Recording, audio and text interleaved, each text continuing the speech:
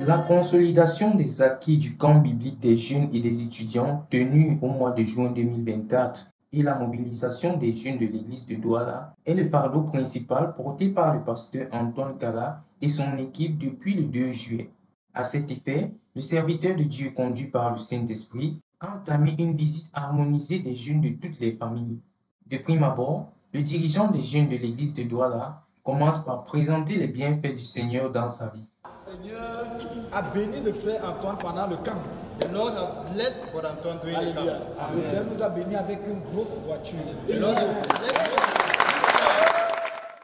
Ensuite, ce sont les frères qui sont invités à prendre la parole tour à tour pour témoigner de ce qu'ils ont reçu pendant le camp et de son impact dans leur vie.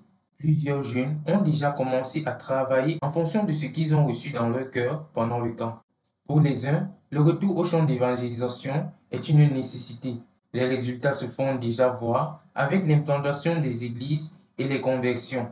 Pour les autres, ce sont des relations autrefois instables ou brisées qui sont restaurées. Par la grâce de Dieu, le camp a bel et bien commencé à porter du fruit et c'est pour maintenir cette flamme et relancer le mouvement des jeunes dans les familles que ce ministère a eu lieu. Selon que l'Esprit le conduisait, il partageait dans certaines familles son témoignage de conversion dans le but de ramener les cœurs à Christ, comme ce fut le cas dans la famille Chotou, que le Seigneur a béni avec 13 restaurations, 8 convertis chez les Nyamsi et 10 conversions chez les Tankejou.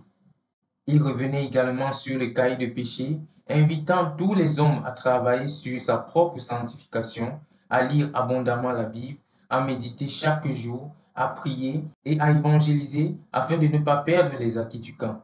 Dans d'autres familles où la jeunesse est constituée majoritairement des enfants et des adolescents, à l'instar de la famille Tanfou, il s'appesantit sur l'instance ITF qui était visiblement la partie qui a le plus marqué les cœurs.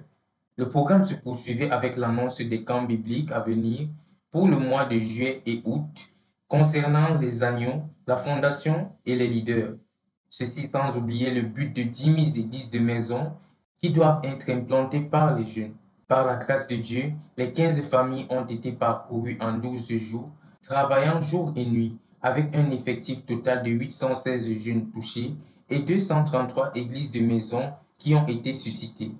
Cette tournée qui s'inscrit dans le cadre de la consolidation des jeunes augure un nouveau seuil de réveil pour les jeunes, non seulement au niveau de l'Église, mais aussi au niveau des familles. Que toute la gloire revienne à notre Dieu pour cette tournée et son impact dans la vie des jeunes. Pour la RTVC Douala, je suis Christ Manfou.